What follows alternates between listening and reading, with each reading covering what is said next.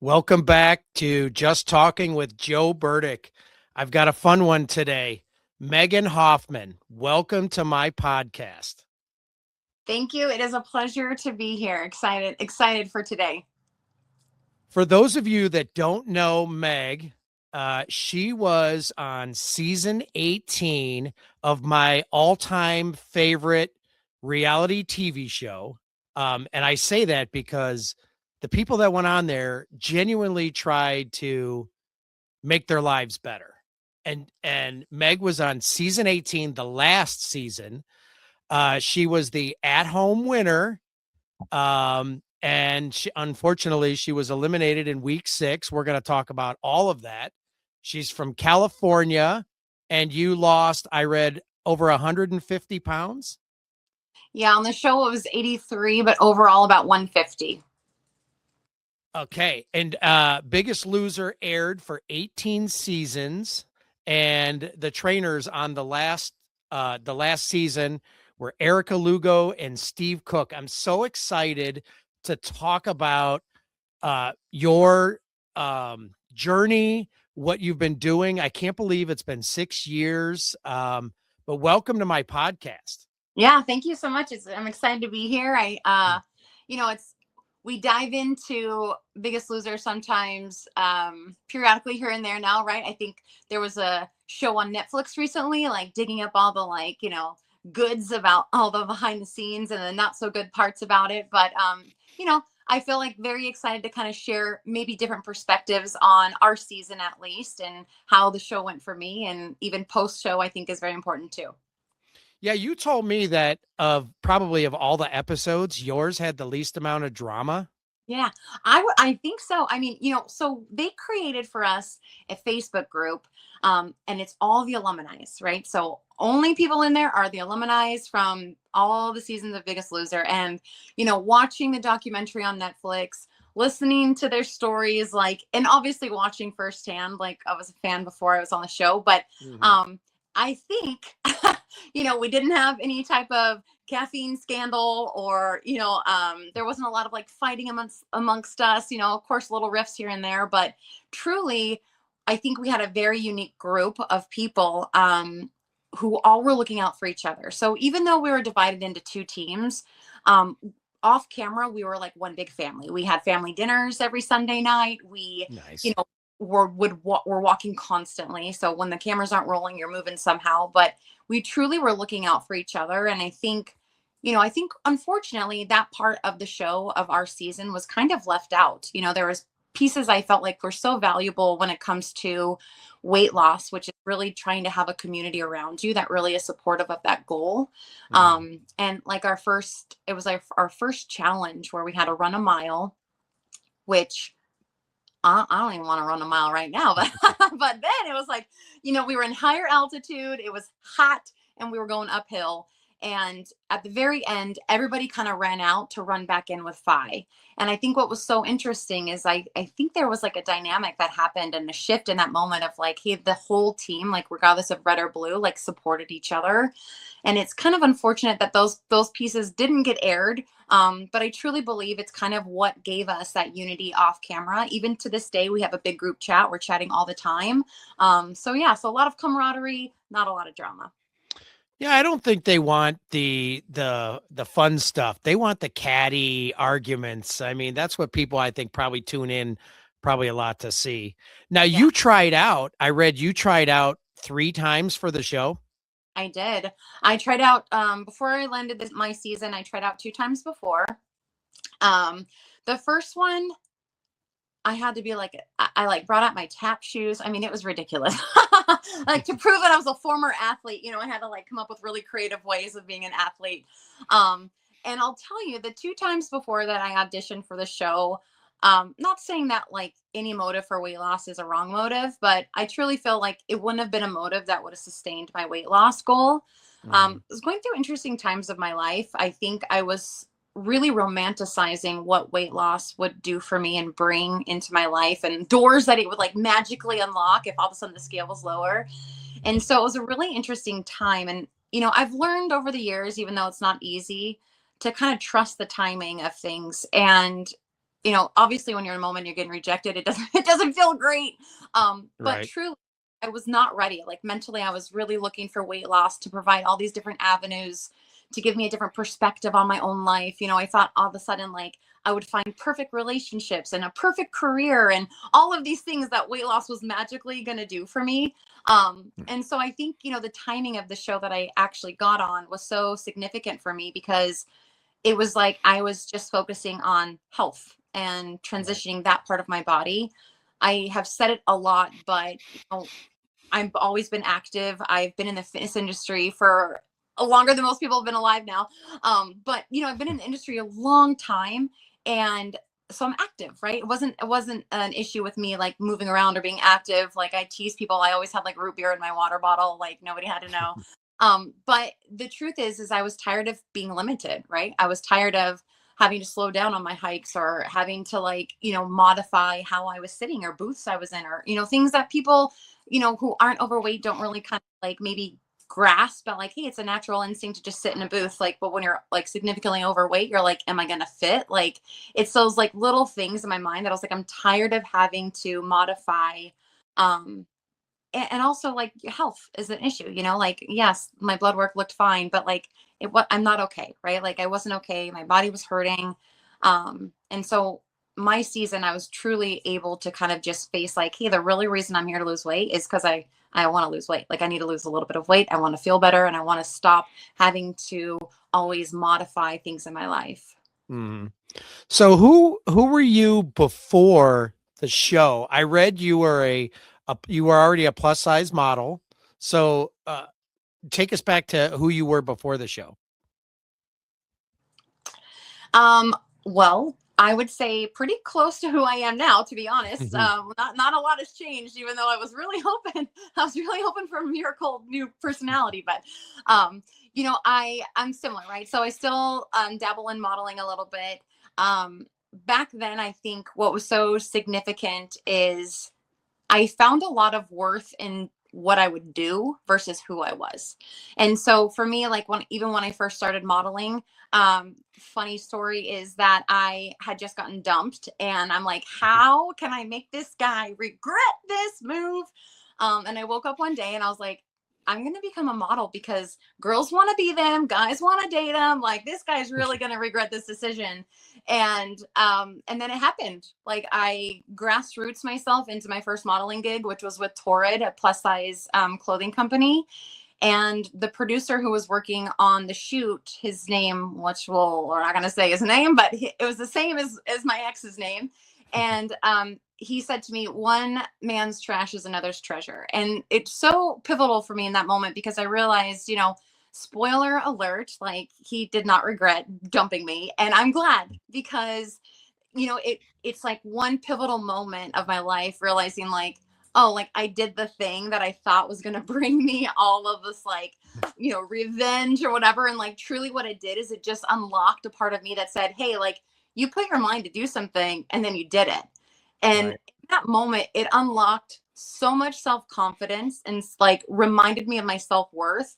And it had absolutely nothing to do with how somebody else felt about me, what kind of achievement it actually was.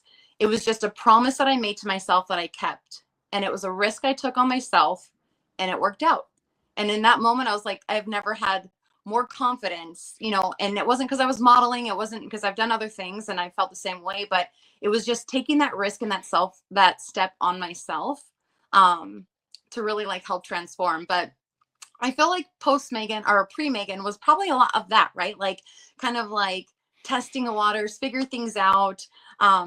I also had, I like to tell people, a closet full of clothes of all the places I wanted to go to. So, you know, I loved shopping and going into in fitting rooms, and I would think like, oh, I could see myself wearing this like in Mexico, or like, oh, if I went to dinner at this place. And so I'd buy the outfit, feeling that adrenaline rush of like, whoo, this is gonna be so fun.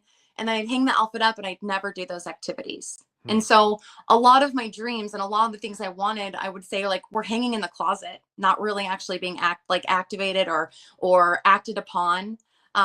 And I think that's what sets me apart now is like when I'm trying something on, I'm like, and I know it's just an analogy, right, of clothes, but it's like, hey, like, am I actually going to do this thing, or am I just excited about the thought of trying to do it, or you know, like, and so like for me, it's like I try now more to like really start doing the things that I want to do instead of just thinking about them and living through a thought or living through like one day, and like implementing those things now.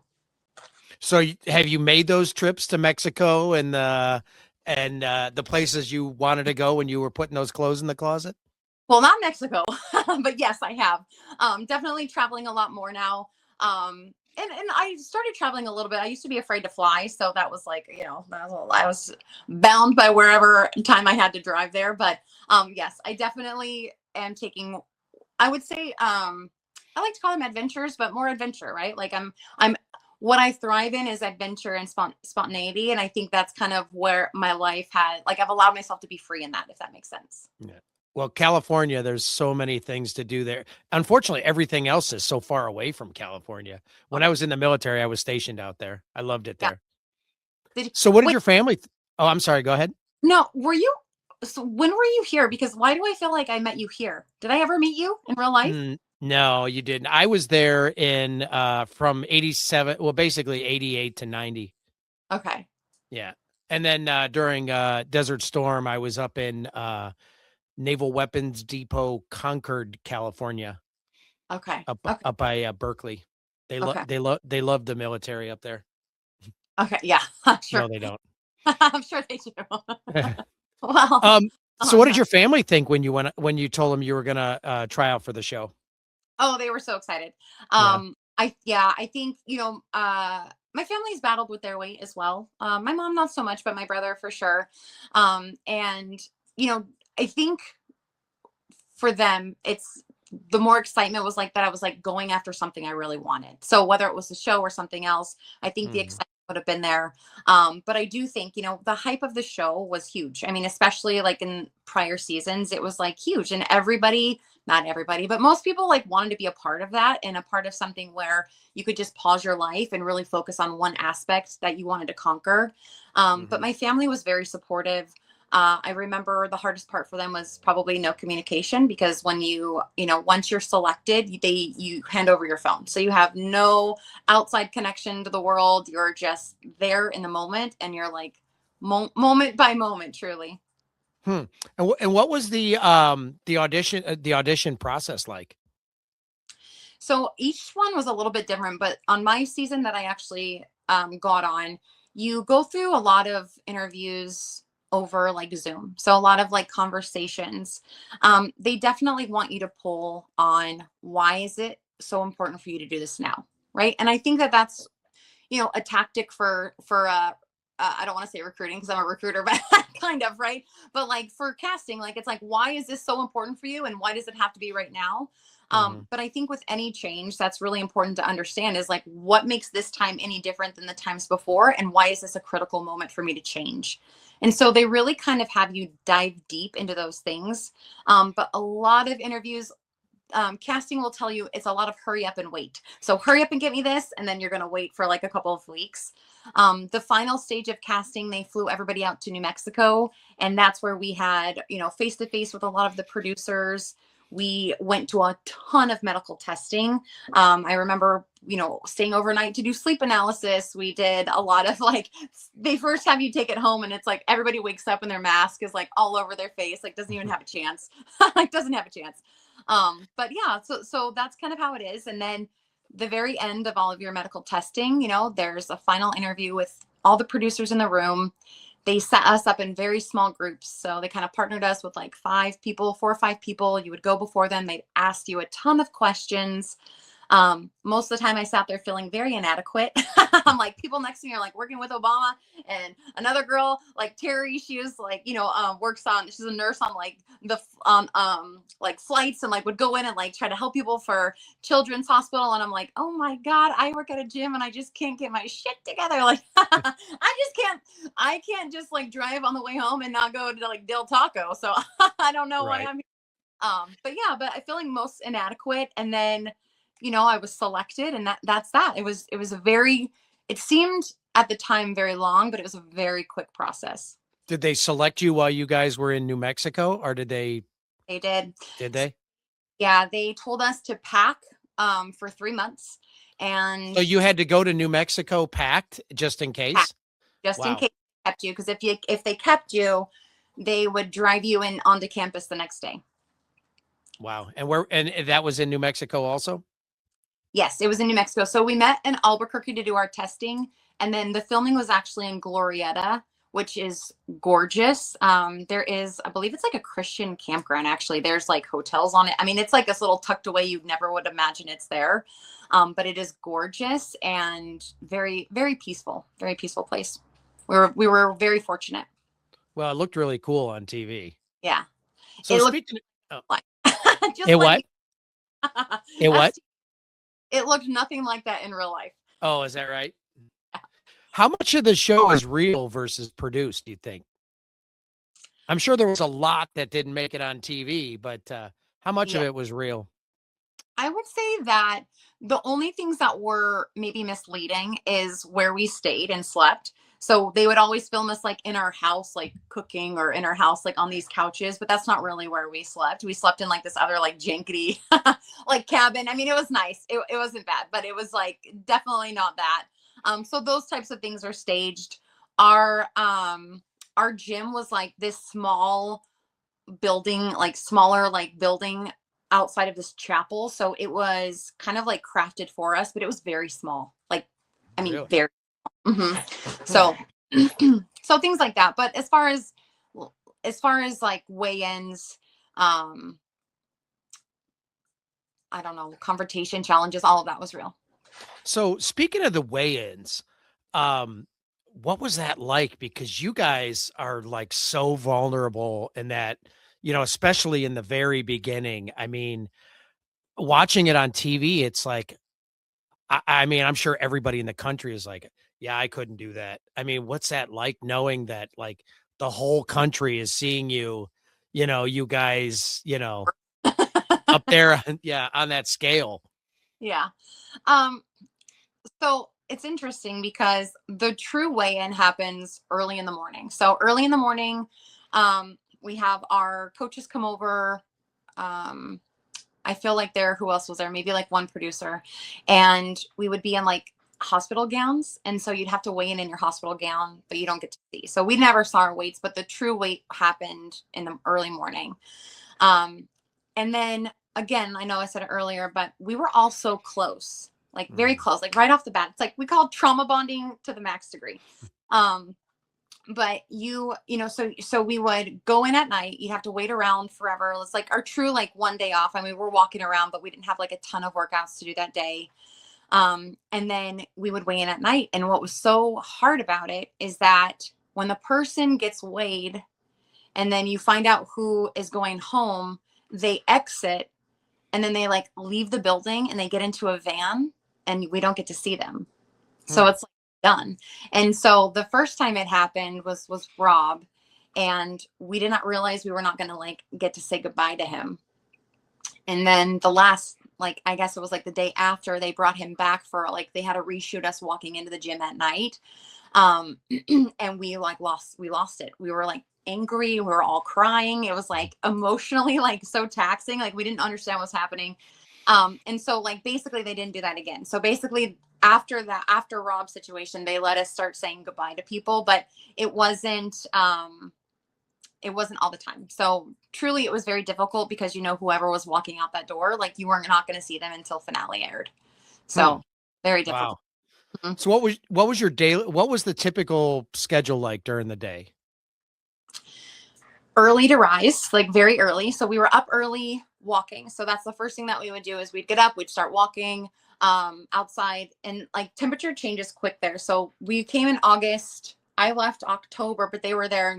We came back in December. So through like more of like fall into winter, and the temperature dropped significantly. So it started to like freeze, it was like Hmm. freezing, but you would wake up early, start your walk, some type of movement. And then we call them handlers, but people would come in and say, hey, change into, and they tell us what kind of outfit. So change into your workout outfit, change into your challenge clothes, change into, so we had no idea what the day was going to like lay out for us until we were Hmm. told what type of clothes to put on. At that point, we knew like, okay, we're having like a workout. Okay, we're having like a challenge day to day. Like, oh my gosh. And then anxiety would rise because we're like, what's going to happen? And so that's it. So would start movement in the morning. We would start filming, whether it be an exercise, a challenge. Once that challenge was filmed, we were still doing more workouts. So whether that's in the gym consistently working while people were doing interviews one by one, and then we would walk late at night. So a lot of walking, Mm. a lot of gym time alone, like maybe just with a trainer or just by ourselves, where we just had to like continually move. um I would say probably 8 hours. Is that, if that is like correct or not, like around 8 hours of movement at least. um Wow. yeah, and in between this time, so it's filming is different because there's not a lot of time to just like relax and chill. It's like you're in competition. So it's like, even if you had a moment to be like, okay, I'm just going to rest for a minute, like somebody's getting called in to do an interview.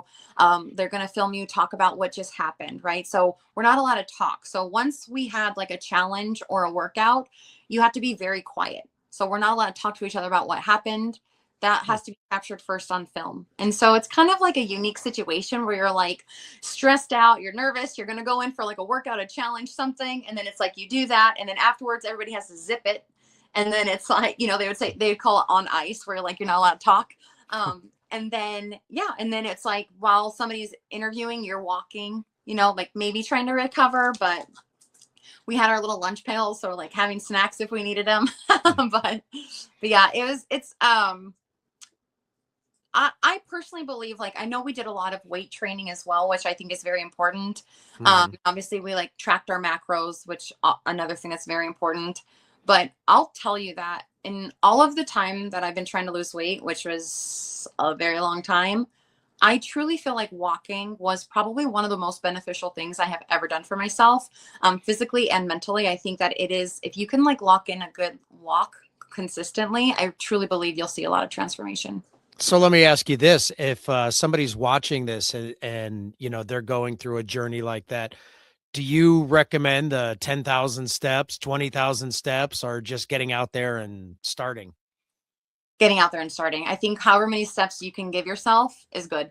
Um, I I don't know enough science behind the 10,000, 20. Like I haven't done a lot of deep research. So I Mhm. would be very hesitant to tell somebody like 10,000 is a great goal. Okay. Cause we know you're moving.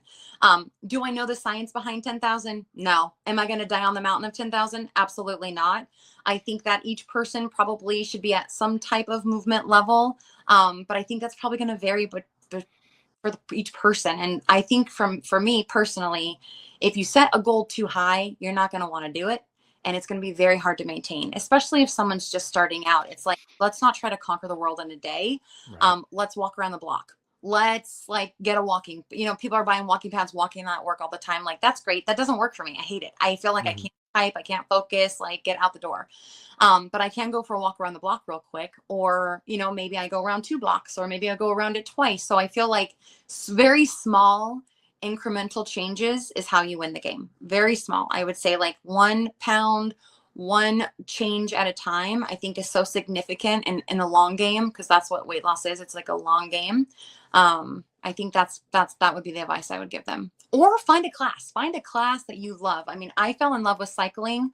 If you can get in there and work out with other people, you build a community. You have all of a sudden like a place to go chit chat with somebody. You're finding people who are interested in the same thing that you are, and it gives you a reason to get there because you think Mhm. about the people you're going to see. And then when you're in the room, this is scientifically proven, you're going to work a little bit harder than you would if you're just by yourself. So that's something to also consider, if you don't have like really the motivation to get out there and just do it on your own. That's great advice. When you were on the show, was COVID going on yet?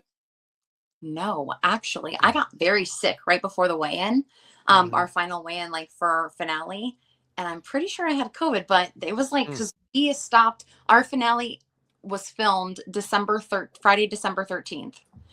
So it was, COVID did not shut down LA until our finale aired. But Mm. January is when they started seeing cases pop up in the States, and then it didn't shut us down until end of, I want to say end of May is when we got shut down. I mean, what did you think of that?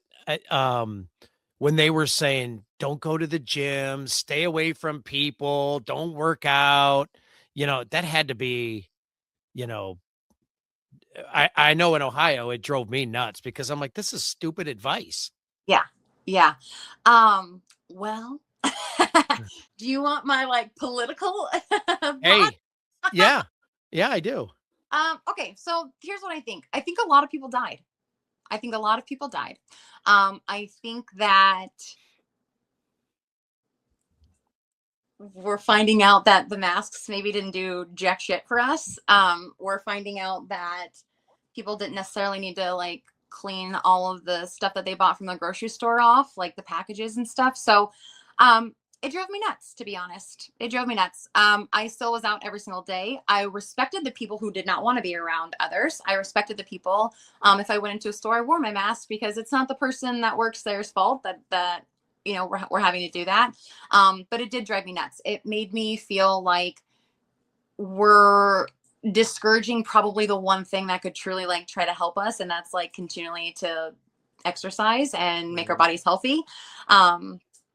I also came from the fitness industry, so that was difficult because I left the fitness industry to go on the show, and when I came back our industry was demolished. Mhm. Everything was on hold. There were really like nobody's hiring again. Like I'm not like going back to my old job. Like the gyms are closed. But I will say what I did notice is that I do feel like it kind of pushed us into this place of getting outside and really enjoying nature. And I think that like I found different places to hike. I was forced to find different places to walk, right? Because they shut down the parks I would normally go to. Sometimes they shut down like the park or the hiking places I would go to. So I was forced to be innovative and truly figure out. For me personally, I had to decide. So what do I do now? Because I'm up against like the biggest. Like I just came off this show. I just Mhm. lost a lot of weight, and now I have this like huge task of maintaining the weight loss, and all the things I know to do are closed. So it's like, how do you do it, right? Like, what do you do? And I Right. truly feel like it's back to that basics of like, let me go for a walk because I can still go for a walk. Let me get outside. Let me not, again, like respecting the people who did not want to be around others and were like fearful because I understand. But also like finding community that was okay with being around people and finding people who were like, let's all go for a walk. We can still stay, however far apart that we need to. But yeah, for me, I wasn't a huge fan. Not a huge fan of that at all. Believe we went through that. It was so insane. It was awful.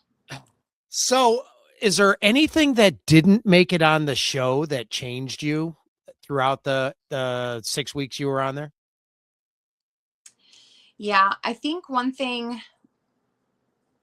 and I don't necessarily think it did. Yeah, it didn't really make it on the show, but one thing that happened is that, you know, obviously TV, especially reality, like they want to make a compelling story so that people can really connect with you. And I think, Mhm. they try to do that by like drawing out like really emotional things or things that are, maybe you're ashamed or embarrassed of because it can be relatable.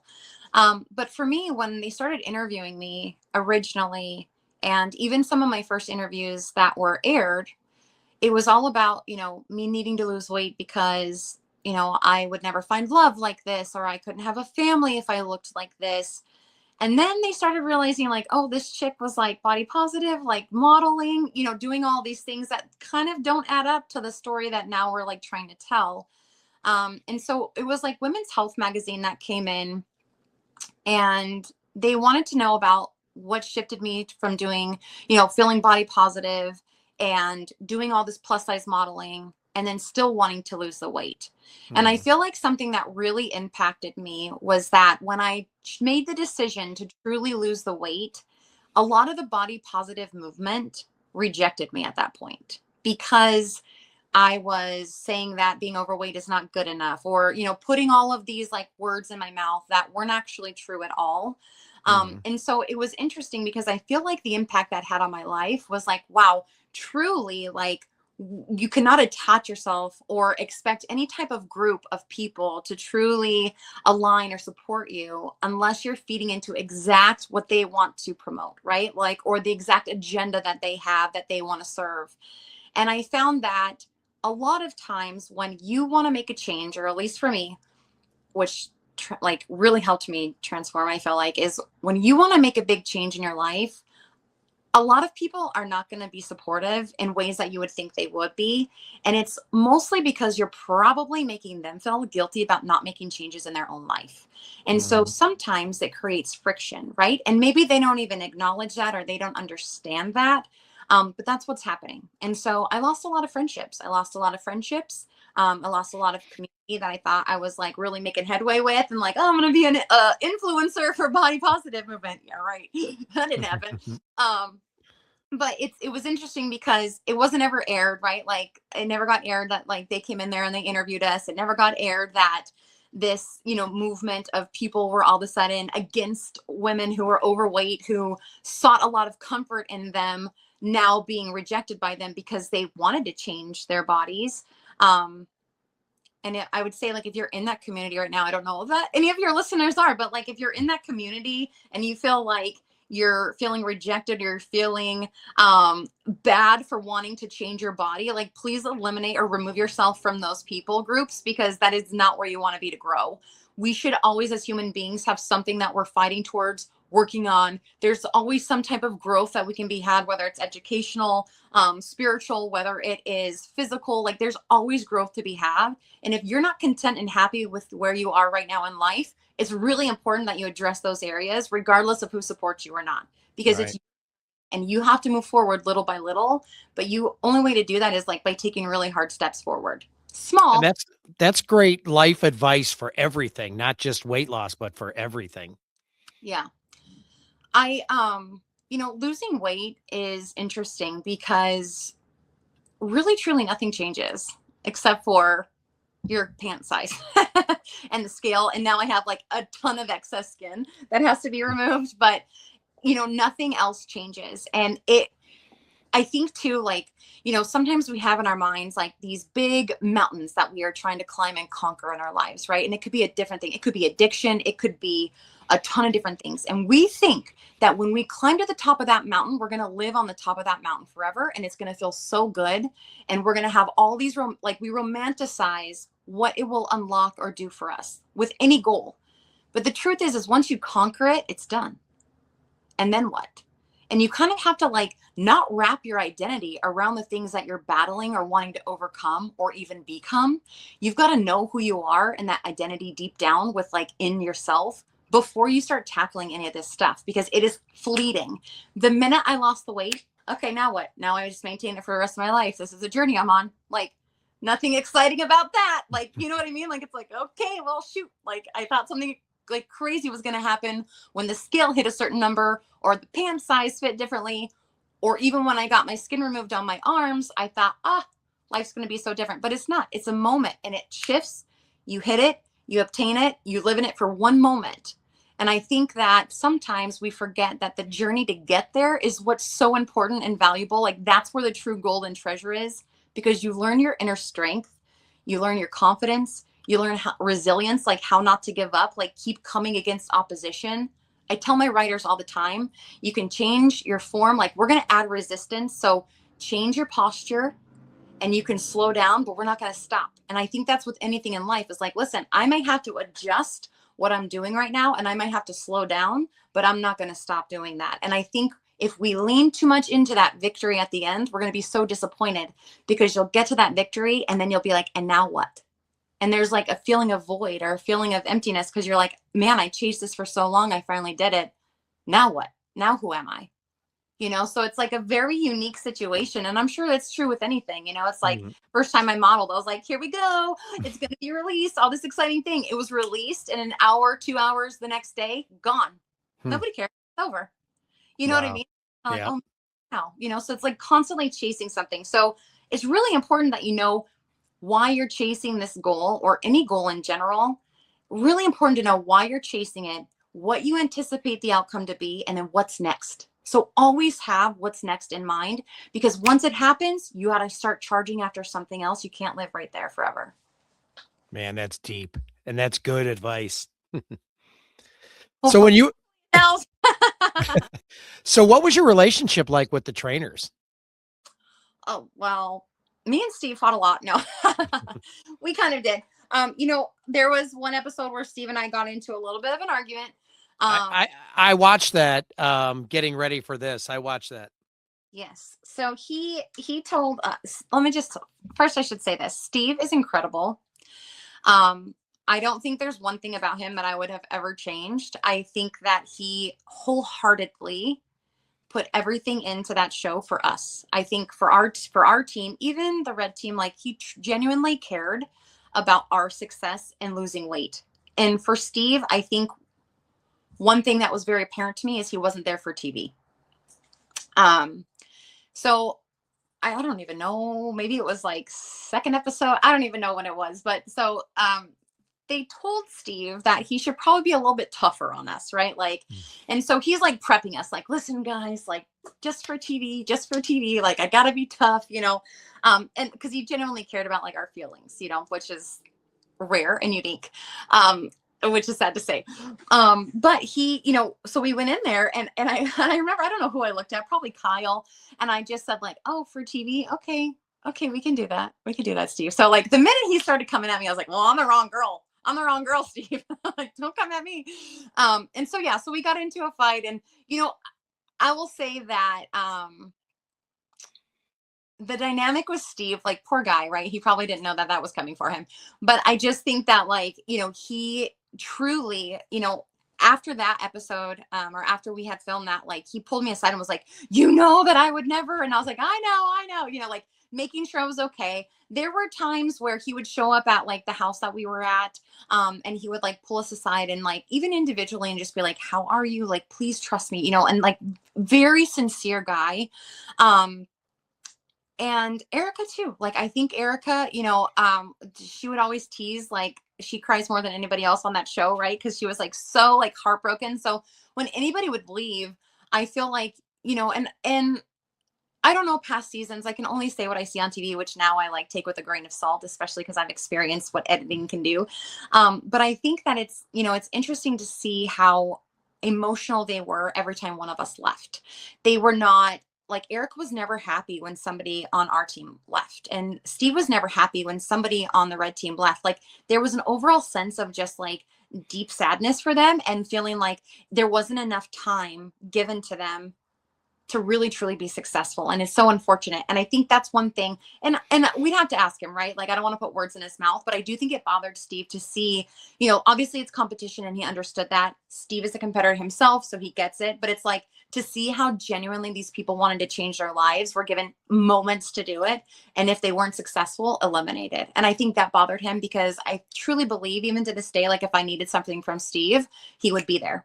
If I needed something from Erica, she would be there. Like, there's no hesitation.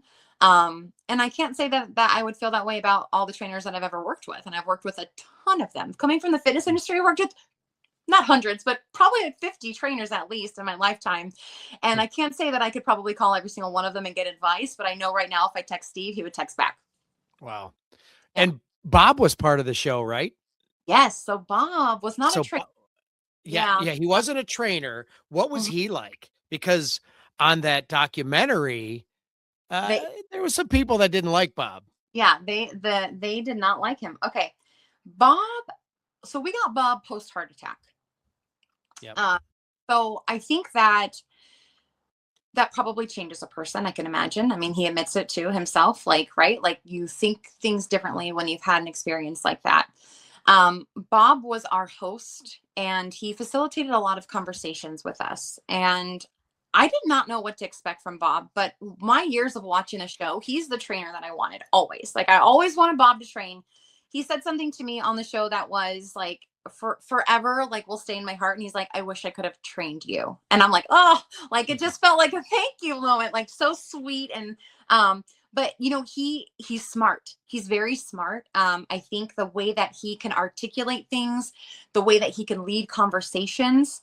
Bob would pull me aside several times to be like, to check me on my nutrition, like, don't fall below a certain amount of calories. He did not want me eating under like where my calories were supposed to be. And I think there was a genuine care. I also think that he had done this a lot, so he had a lot of knowledge about what was happening. And yeah, I was very surprised. I think that we didn't get too much interaction with him. So like, I didn't get to see him every single day. We got to see him on challenges. We got to see him when we did our like our group sessions, our group meetings, and like when we talk about eliminations and things like that. But um, all the sense that I got from him, and I don't really talk to him too much now, but I do, I will say that my experience with Bob was very positive, and I do feel like he was protective over me and my journey on the show. I always I liked him on there. So Yeah. it Sometimes was it go was ahead. it was wild to see the woman that hated him as much as she did. They all hate him. They all hated him. I'm like, okay. Yeah. And here's the thing. Maybe he's an acquired taste. Like he could be an acquired taste because he's very blunt.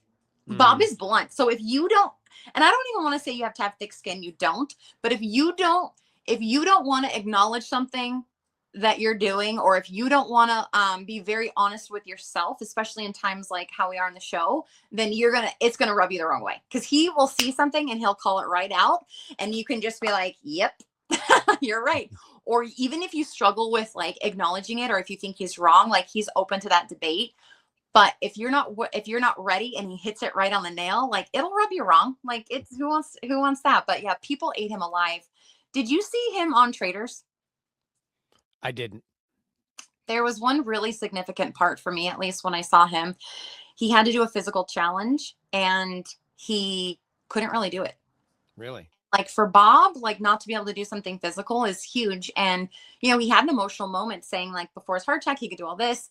He even talked about how like he would train contestants and all of these things and have them do things past what their body and could do. And it gave him kind of like an insight on, and this is my own paraphrasing, but like kind of like what he was expecting from others, right? Like, and having other people do, and like the push, and like understanding what it was like to not be able to physically do something, and then your team's relying on you to do it. And so there was like this really crazy moment. I was on the phone with Christy from my season, and we were on the phone together watching the season with him on it.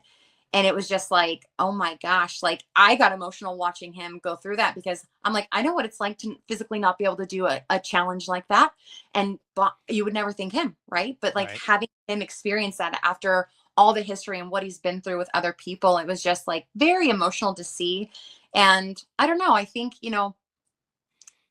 the documentary with Netflix, I don't I have my own thoughts on it. Like Yeah. here the drama You want comes. you want to share them?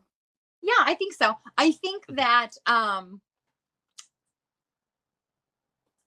loved a lot of some of it. I liked some of it. I liked some of the contestants and their perspective on the show. What I think I don't like is that the show was like, oh my gosh, they made fun of fat people. They were monetizing off of them and like making them because they wanted to lose weight. And I feel like, what do you think Netflix just did? Right. They just did it again. They just spinned it a different way. They're still using you, your horrible situation, and all the stuff that happened to you. They're pulling out drama. They're trying to get people to be like, oh my gosh, the show was horrible. And I will tell you, the seasons before us did have a lot of crap that, like, we did not have to experience. But at the same time, I'm like, Netflix, everything you're saying you're against, you're allowing Netflix to do to you just right now. So to me, you're out for clout. That's what you want. You want another moment on the screen to share your piece about how you don't like somebody, you're still upset about something. I feel like a lot of these people are still maybe stuck in that moment of like not being able to move forward or past something. Um, but in our Facebook our Facebook group that we have, we were like, I just like make funny comments in there, and I'm just like, oh my god, not the caffeine pills, like, and like there was like I think what was it, Saved by the Bell, where it's like Jesse got addicted to caffeine pills, and I was like, oh, is it too soon to bring in this meme, like, like, because it's just like, are you kidding me right now? Like the big drama is caffeine pills, like y'all are upset about caffeine pills, like it just blows my mind. It blows my mind. But it was number one on Netflix for how long? I watched it. Yeah, of course. So I'm just But kind of, like I said, I've always said, I'm not saying this because I'm talking to you on here, but I've always loved Biggest Loser, and I always wanted it to I was always hoping it would inspire me or motivate me to get off the couch while I'm watching Biggest Loser and do yeah, something. yeah. What's the difference, do you think, between motivation and discipline? Well, motivation's fleeting. And I feel like when you build discipline, that's what gets you up every day to do it. And I think, listen, motivation is great to get you started. And I think like there's ways to microdose it. That's horrible. But right, like kind of like giving yourself like ways to, like, whether it's podcasts, whether it's like a motivational show, whether it's like a song, like there's ways to like get us to have that like poof, adrenaline rush or that like motivation, but motivation is not going to last forever. And I think that that's something that, and it's funny because I think that you and I maybe talked about this, where I'm like, is there something that you enjoy doing working out? Like, is there an exercise that you actually like? Because the truth is like, I don't want to keep exercising every day. Like, I don't want to do it, but like, I could not stop now. Like now I'm just like, no, it's just like ingrained in me that every day I wake up and I go do this. Or at 6:30, I know I'm heading here and I'm doing this workout. Like it's almost like you have to create it to be a part of your life or it won't be sustainable. And I think the discipline part, you know, it's easy to be like, oh, be disciplined. And somebody's like, yeah, right. Like how? Like, how do you do that? Like, how do I be disciplined though? Because that's like the challenge is like, I wish I could just wake up and be disciplined. But the truth Mhm. is discipline is built on very small daily changes, very small daily repetition. So if you want to build, really strong discipline, you got to start very small, like anything else. Like it's very small. It's I get up every day, you know, and I go for the walk, or I get up every day and my running shoes are on. I get up every day and my running shoes are on. Okay, so I've done that for a week. Now I'm running shoes are on, and maybe I walk out to the mailbox and back. Like it can be so simple and so stupid, but you're building and building and building on something that's gonna eventually snowball into something greater. And then on the days where you're like, oh, I don't feel like doing this, it's like, well, I need to because I'm gonna feel better when I'm done. And then all of a sudden you're like, well, I know I'll feel better. And like sometimes I'm driving to class, I don't want to teach. I'm like, oh, I don't want to wake up right now and teach. Like I'm tired. I want to sleep. I want to just enjoy. I want to like whatever it is. But it's like I've got to get up and I've got to go. Like it just happens. Um, and I think that if we rely too heavily on motivation, it could be very fleeting because it's based off emotion. Well, I suffer from two things, a lack of motivation and a lack of discipline, which is weird as a veteran. You would That's what think I'm that, gonna say. What? Yeah. yeah. Now, when I was, in my 20s, I was at the gym all the time. Yeah. 6 feet in front of me, there's a treadmill. And then probably 10 feet to my left, there's a room with enough weights where I could do anything. Yeah. I have a membership to Planet Fitness, Hmm. and I have a membership to the rec center where I live. Yeah. I haven't been to Planet Fitness in 2 years. So I you're just haven't. donating then. You're donating your Yeah, money. I'm the person, the member that they love. I never show up, but I keep paying. Yeah. So they love me. The rec center, I haven't been there in probably a year. And I don't use my stuff at my house. So I need the guy. You ever see the guy online? He's the big muscle head out. I think he's out there in California, and he comes on. He's like, "Go to the fucking gym." Yes. Yeah. I think it would be amazing if Planet Fitness or my rec center shamed me, called me up, Joe. You haven't been here in 2 years. Get your ass in here. Yeah. Or the rec center. You need to get in here. Yeah. So I suffer from the lack of motivation and the lack of discipline. And I saw a meme the other day and I was like, damn, it said, I'd rather be the oldest guy in the gym than the youngest guy in the nursing home. And I'm Mm, like, whoa.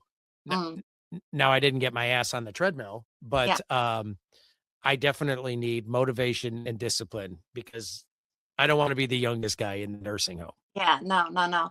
Let me ask a question. How often do you practice your bass?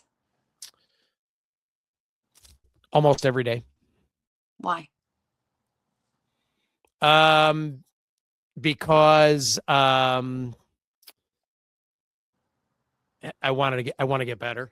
Yeah, you like it. You like it. You enjoy it.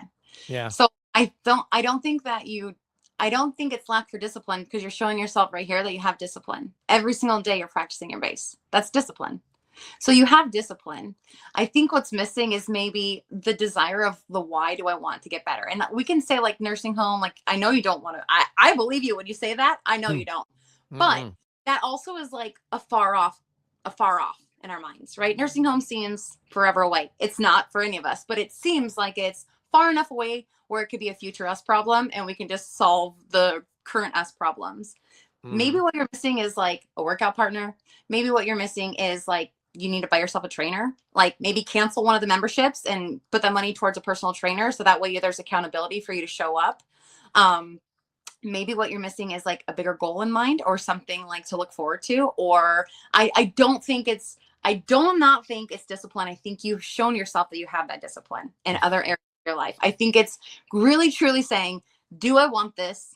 Because right now it's like, do I want this? Yes, but not enough to do it. And that's okay. That's what it seems like. Yeah, and that's okay.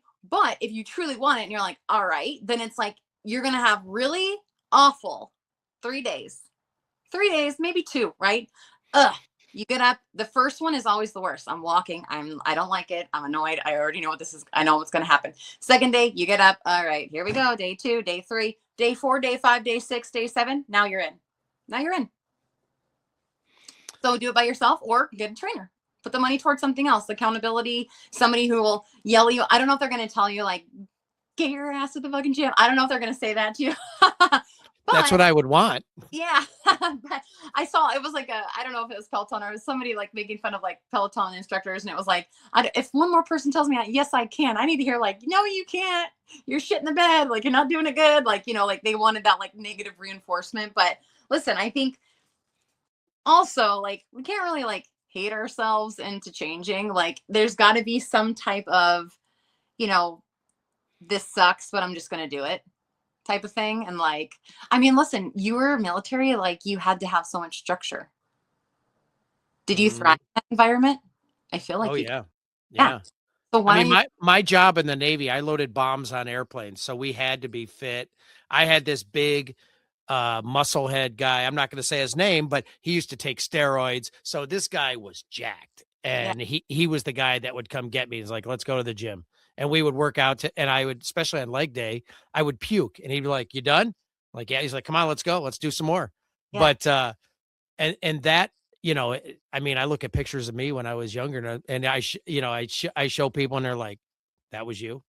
But yeah, I need to do more. So I do know that. And that was and selfishly, that was also part of the reason. Not only do you have a really cool story and I wanted to share it, but I also wanted to, use this for my own personal hopefully gain psychologically. yeah. So something else too, obviously you're playing the bass so you know rhythm, right? You Well, have you can- heard me play the bass? well, only that one small clip where you're like, I suck, which made me laugh so hard. But something that maybe you could also do is, working out will help you play the bass if you choose the right songs. So let's say you're going to go for a walk tonight or tomorrow around the block. So choose a couple songs that you're like, I'm interested in knowing the bass line. And then you can match your feet sometimes to it, or you can snap along to it as you're walking. And like that also helps with like brain memory because it's, you know what I mean? Like you're moving, you're doing all these different things. And then you're also like snapping out your beats, snapping out your rhythm, snapping out you know what I'm saying? And so it's kind of like maybe you use your walking or maybe you use the gym as a tool to help you get better at the bass. And how you do that is like by the song selections that you choose. And maybe it just starts like something so simple like that. And then the next time you're there, you see a trainer who's like massively yoked and you're like, this guy is going to train me. You know what I mean? Like maybe that's all it is, but maybe combine the things that you're truly like passionate about or you're like enjoying and you merge them together. Like it may not always fit, but there are ways that you could utilize your gym time to help you in other aspects of your life. Well, the first step is actually going there too, right? Yeah. I mean, go outside if you want, or go on you said the next room, you have like all that stuff. I've got it all in there. And that treadmill right over here. Yeah. Yeah. Oh, what So was, you told me, something brain. What was that called? I can't read my handwriting. The the song, what? the Oh, song. maggot brain. So I don't know what beat that is, but I can find out and I'll send it to you. But like maybe you're like, hey, I just walked this on the treadmill for 13 minutes, and then when I'm done, I play the bass.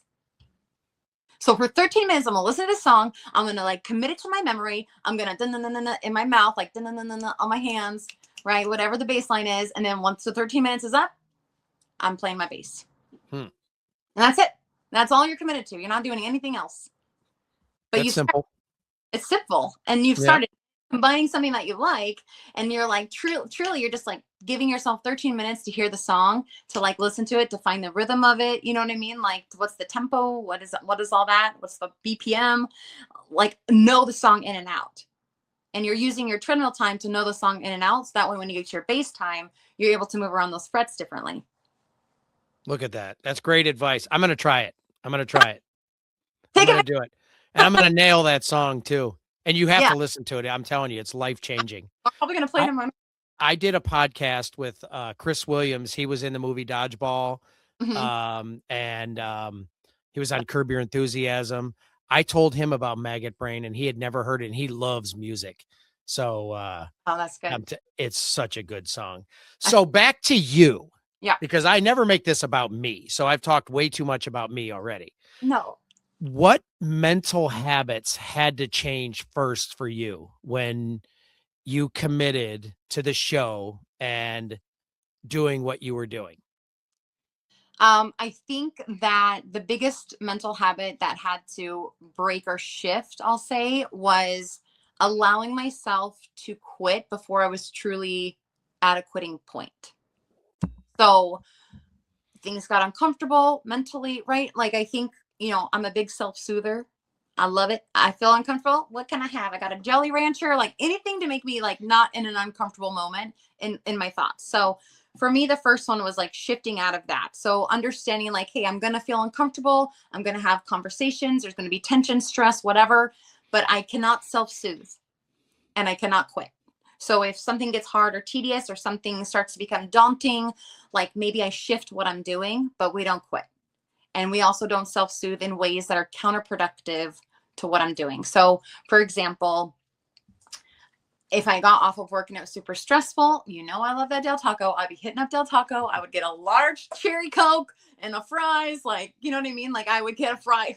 This is horrible. I would get a fry to eat on the way home, a small one, and then I'd get my regular one to eat when I was home. Like, they're the best fries in the world. I'd probably still do that, to be honest.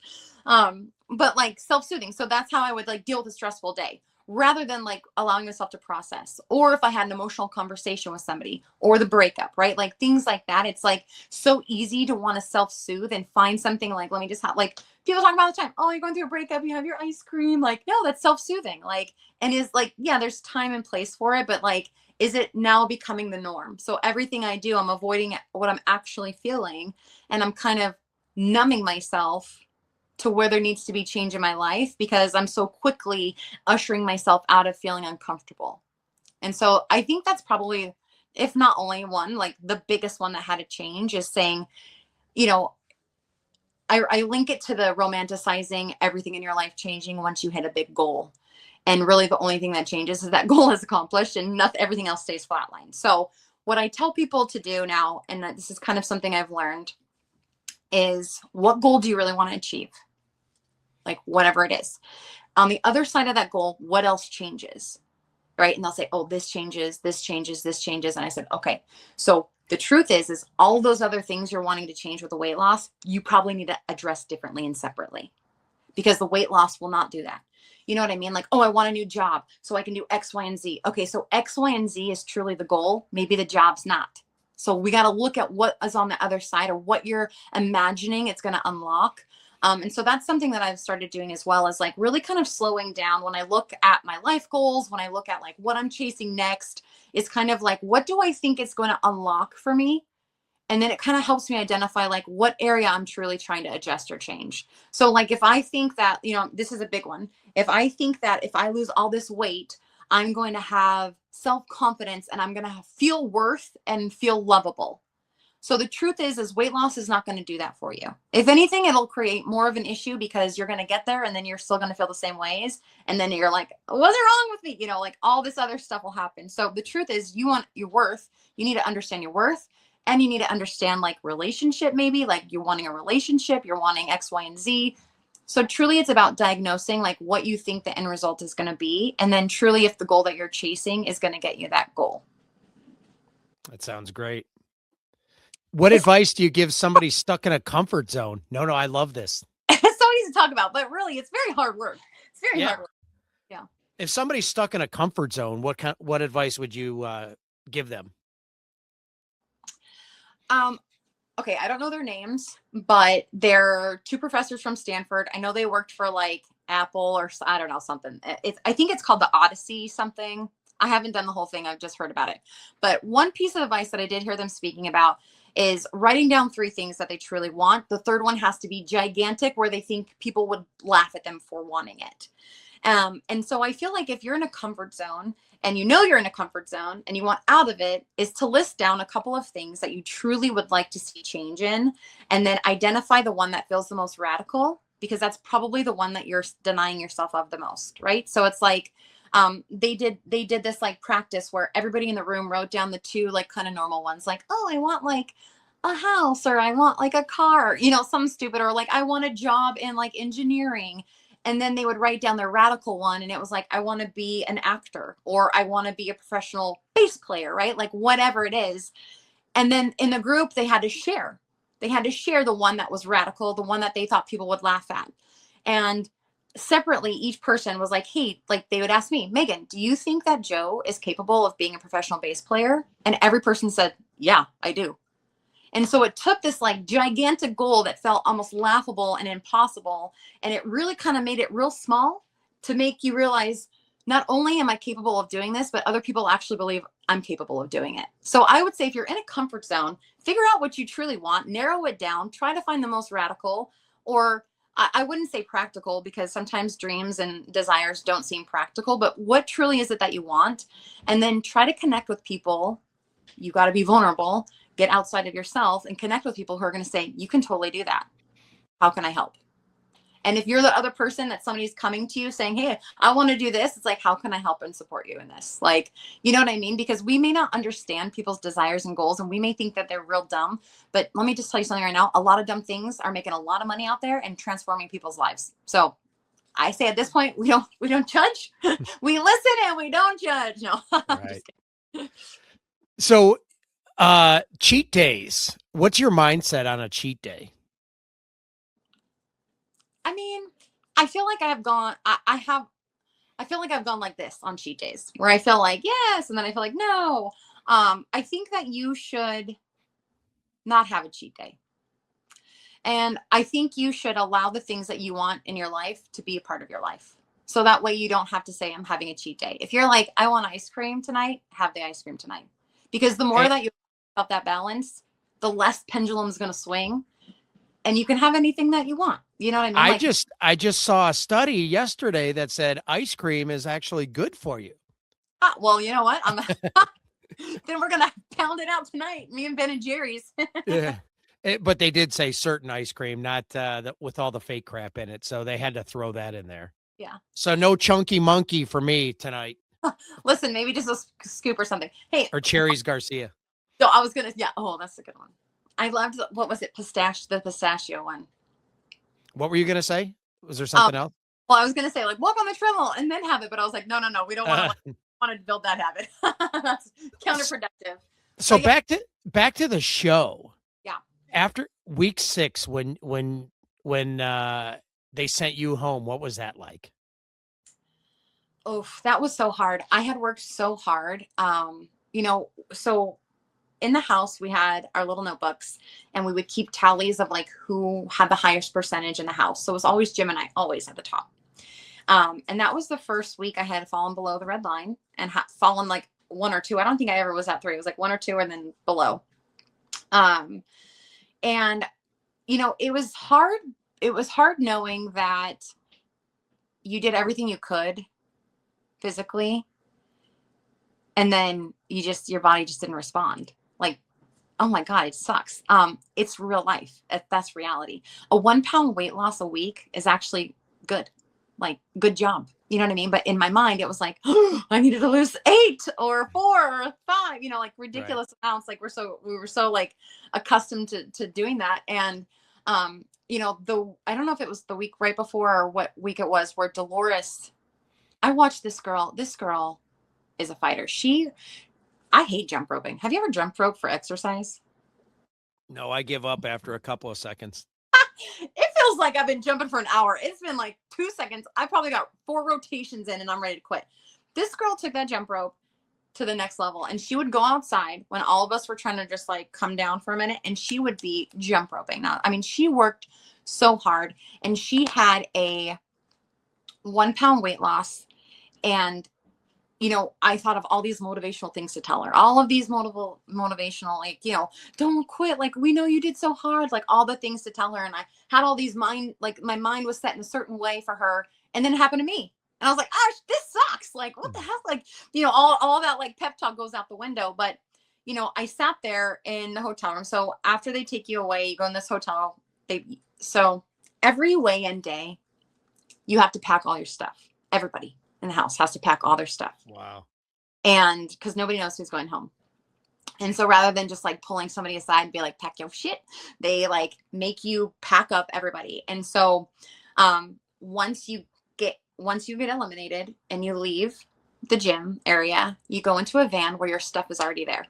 Like they're like packed, they have packed you up. Goodbye. Wow. And so I remember sitting in the van, like, hysterical, like trying to write as many notes as I could to like try to sneak to anybody that I could. I think I wrote Steve one. And I just remember, you know, we have a counselor who is on with us. Her name's Patricia. She is phenomenal. I still, to this day, we still chat. I love her so much. She's so pivotal in our transformation. But I remember sitting in that room, and like everything she said to me, I like couldn't retain, because I was just thinking like, I'm leaving. Like, I'm never going to see these people. Like, I watched them all walk up to the fake house where like they were going to film the next segment. And I'm like, oh, I'm not there. Like, I know, like, this is awful. Like, it was such a horrible thing to experience. And I remember I went back to the hotel room crying hysterically. Next day, got on a flight, came home. I was all alone, which was also weird. I also had my phone, so I felt a little bit like overstimulated. I was like, oh gosh. And I remember just thinking to myself, like, my brother lives in Las Vegas, and he's like, why don't you just come here? Like, just like next day, I had no clothes that fit. None of my clothes in my closet fit. That was a weird trip, because it's not like you're trying your clothes on every week or like noticing the change. You're just like in your spandex shorts, and like every day is like repetitive. So the next day I woke up, I got clothes, drove to Las Vegas, and spent some time with my brother. And I remember thinking to myself, who are you when the cameras are not rolling? Who are you? Like, this is it. Like, this is the moment where you have to decide. I, you know, telling myself this as I'm walking in like Las Vegas, like I got lost on one of those trails I took, but I just kept telling myself, like, who are you going to be? Like, this is the time where you have to make the decision. Like, who are you going to be? No cameras are rolling. What happens now? This is it, because this is now you've entered back into real life. And the show, like, I'll go back. I knew I would go back for a finale, like regardless of where I ended on my weight, but it was like the choices I make now are the choices that I will forever continue to have to make. So who am I? And it was in that moment that I just realized, like, for me, it's like, I'm not going to give up. I had a lot of people supporting me. I had Mike Mitchell, one of my best friends. Her name is Michelle, her husband, Mike. We both worked at Gold's Gym together. And he sat me there and he said, imagine everybody in this room working, but only one of them's going to get paid. He goes, make that be you. You know, like, and there was a lot of like little nuggets. There was, who is it? Was it Babe Ruth, where it's like, it's hard to beat somebody who will not quit. Like, it's hard to beat somebody who doesn't give up. And I just kept thinking of these things in my mind, like, over and over and over. I had to feed myself, because I knew if I came home, I had to work just as hard as they were on campus. That's it. And it's even harder because you don't have somebody screaming in your ear. Nobody. I could sleep in as long as I wanted. I could do whatever. Yeah. I had free access to whatever kind of drive-through, whatever kind of food I wanted to buy. I had access to everything. Nobody was monitoring me. It was like, poof, you just get dropped back into your old life. And it was like interesting because, you know, people always say, oh, if I had the time, or if I had this, I would do it. And I think that's a lie. I think that's a lie we tell ourselves. It's an excuse to not make a small or incremental change that we know we could do in the moment. Because I had all the time in the world to lose. I worked at a gym for years, like since 2008, I worked in gym industry. There's something that's like that just changes inside of you when you're ready. And when you're ready, you'll make it happen. And I think that, like, for me, it was like finding these things to say, like, I can go home right now and still come out on the other side of this a completely different person. And that's what I chose to do. And it is not easy. It was very difficult to wake up every single day and go, I made myself go, I drove to one Gold's Gym exercise class. Then I went and met with like one of my trainers here. And then I went for all these walks. I tried to line up my friendship groups. Like, can you walk at 5? Can you walk at 6? Can you walk at 7? Like, I need somebody to walk with. Like, I need help. And guess what? A lot of times I had to do it by myself. And that's going to be life, right? Like there's a lot of times where there's not going to be somebody that can help you or assist you. You've just got to do it yourself, but you have to be in a place where you're like, who am I? And what do I want to get out of this? And that's it. And then you make the decision and then you do it. And I'm telling you, like for people who battle with self-confidence or self-esteem issues, I want to challenge them to set a goal, small, obtainable, right? And commit to it and do it. Because once you commit to yourself and you do something for yourself, that's where your self-confidence is going to build. Because you're like, wow, I'm actually worth doing something for. We all day long, we could exhaust ourselves for other people. I could help you with whatever you needed all day long and not be exhausted. The minute it comes to myself, I'm like, I can wait. I'd rather eat a Jolly Rancher. I'd rather lay down on my bed and watch Vampire Diaries. You know what I mean? Like, it's so easy to put ourselves like second or back burner or not at all. But it's like, if you want confidence and you want discipline, you're going to have to start saying yes to the things that you want. And you're going to have to start doing it little by little by little by little. Like, do not break the promises you make to yourself. Like that's, you know what I mean? Like, right. Did that even answer your question or did I rabbit trail? No, that's great. So what do you think about weightlifting for women? Do you think it's important? Yeah, I do. I think that, I think walking is great because it builds bone density. I think that weightlifting is huge. I think that probably, I'm never going to say get rid of all these like crazy cardio classes because I love them. I mean, I feel like amazing. Like in my cycling classes, it's high intense cardio. I'm never going to get rid of it. Nobody's going to, you're going to have to pry it. You're going to have to pry those handlebars from my dead hands. Like it's not happening. But I do think that weightlifting is so critical. I think building muscle mass, especially as women get older, even men, right? Like building that muscle mass is so important. I also think building muscle during weight loss is so pivotal because it's what's going to help you burn calories longer throughout the day. Science will tell you building more muscle is going to burn more calories throughout the day. So we can like exhaust ourselves with all this like crazy cardio classes because they're a lot of fun, but we got to hit the weights. Well, what do you think the biggest myth is about dieting? Oh, I think there's a lot. I think the biggest myth is that there's only one way to do it. I think that's a big myth. I think that there are a lot of ways to do it. I think that, a lot of times people will guilty as charged, like significantly undereat, thinking that it's the right way. I do believe in intermittent fasting. I do think fasting is very good for you. I think it's like science backed. But I think that over like using too many supplements to try to get in a bunch of protein or using, I think that there's other ways to go about doing it. I'm not opposed to supplements or I'm not opposed to like protein shakes. I like them a lot. I just think that like there's other ways of doing it. So some people may love protein shakes and that's the only thing that they're into. And okay, that's fine. And some people may not. I think that there's more than one way to go at it. And I think that's what's so unique about this journey is that there's not only one way to do it, right? What about that miracle drug that everybody seems to be taking right now? I'm on it. Oh, are you? A GLP-1. Yeah. Yeah. What do you think of that? I have been working out significantly for a very long time. I eat really healthy. I mean, I'm training people. I do all the right things, right? And my body has been plateaued for a very long time. I'm seeing a lot of inflammation in my body that normally wasn't there. And I had 2 doctors approach me about a GLP-1. And I was like, get out of here. Like, I can do this on my own. I've already proved to myself that I could do it. And I was so against it, like so against it. And I have been plateaued at a certain weight now for like probably 2.5 years. So it's discouraging because, so I had two skin removal surgeries. The first was an extended brachioplasty. Then I went back 2 years later, had a extended revision and then an upper back lift. Since that time, I have not been able to shed like a 30-pound weight gain, which is like very difficult to like wrap my head around because I do all the right things, right? Like I'm taking my supplements, my creatine, I'm taking, you know what I mean? I'm doing all the things that you should be doing. And my body will just not release the weight. And I have found myself being very frustrated, very, all of the things. And so I was so excited because I saw my brother lose so quick. My mom got on it quick down. I have been on it since November. I have lost like 4 pounds.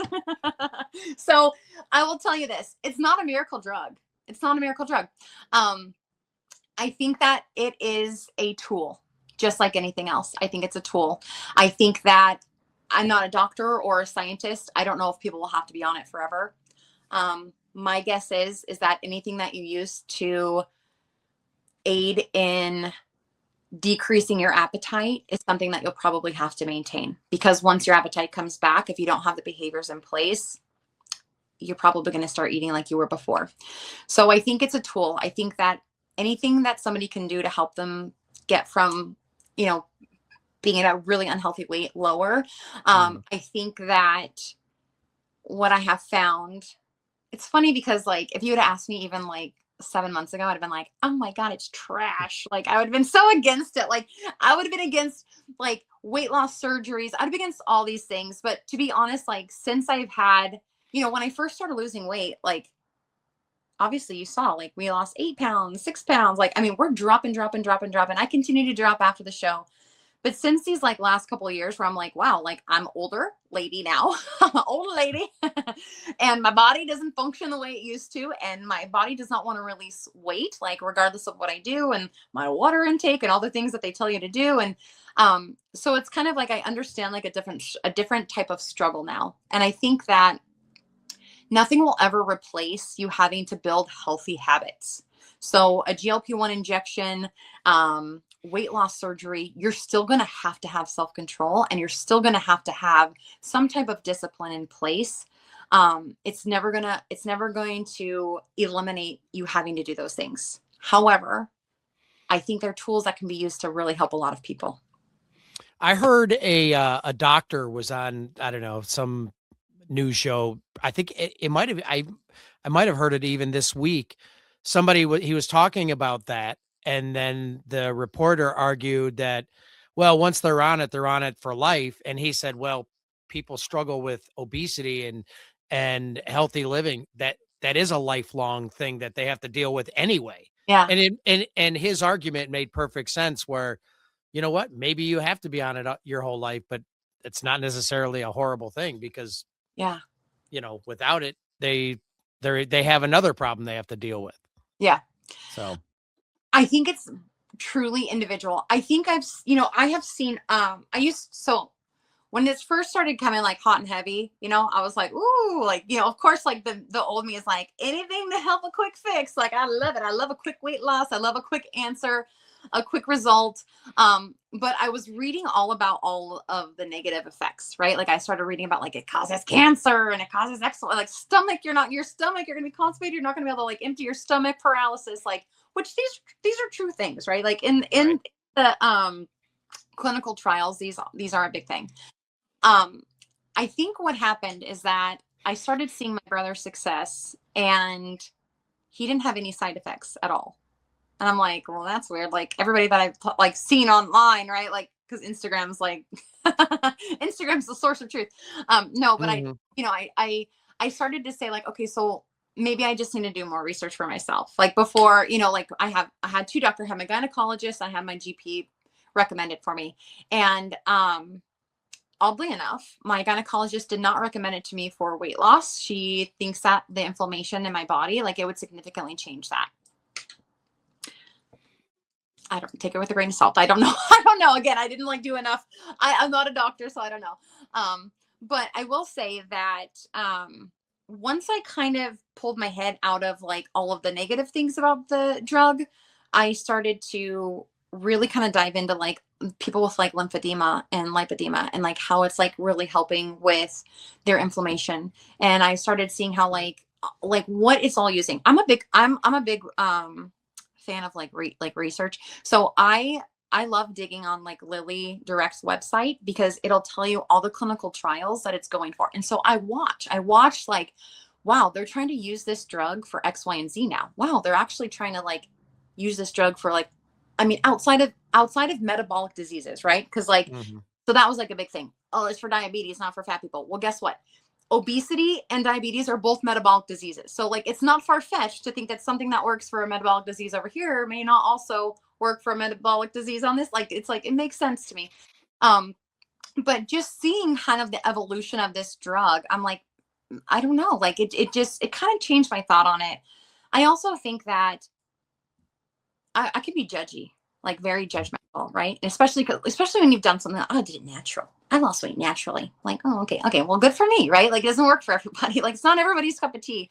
Right. I think that like it would be very hard for me to say like hard no or hard pass for everybody on something, if it could truly help them. And like, you see these people, like, I mean, obviously they're losing. I'm not experiencing that benefit, but I was hoping. But like, I'm not experiencing that, right? But like, you see these people like truly significantly changing their lives and building healthy habits out of it, and I'm like, well, if it's working, it's working, right? Like, if it's working, it's working. And Hmm. if they have to be on the drug forever, like, I don't know, like, we don't know enough, I don't think, to say like, hey, this was a really bad idea. Like, you know what I mean? Like Fin, we didn't know, right? Everybody was just getting skinny and like having heart attacks. Like, we didn't know. But I think like, I think we have advanced medically. I think that there's a lot of probably pros that are really helping people. My doctor always says something to me. He's always like, weigh out the options. Like, what's worse? Are you staying how you are? Or are you trying something that could potentially or may not ever have a side effect? Right. Weigh out the option, like weigh it out. So Yep. he always says there's a risk with everything we do. You walk out of the house, there's a risk. So it's kind of like weigh that risk out. But I don't Yep. know. That's I was true. totally against it. Now I'm just pissed that it's not like making me fast. So when you lost all that weight, did people treat you different? um, y- yes, yes and no. So I feel as though not so, I don't want to say it's because of how I looked. I don't want to say it's how because of how I looked, but I think that some of my close friends were just used to my pattern or my behaviors before. And I think we touched on this a little bit before, but because I had made the change, it kind of created some type of weird, maybe insecurity, or I don't want to say insecurity, but it created something in them, right? Where however I was before was benefiting them in a certain way, and how I am now was not. And so I think like with friendships, like there was a lot that fell to the side because the things I used to do, I just wasn't doing anymore. Like I'd rather, rather than like, hey, let's go like out to dinner or do this and like let's like have snacks and all these like food and like have I'm like, hey, why don't we go for a hike? Why don't we go outside? Why don't we like I was starting to find enjoyment in other things other than like food or like lounging around all the time.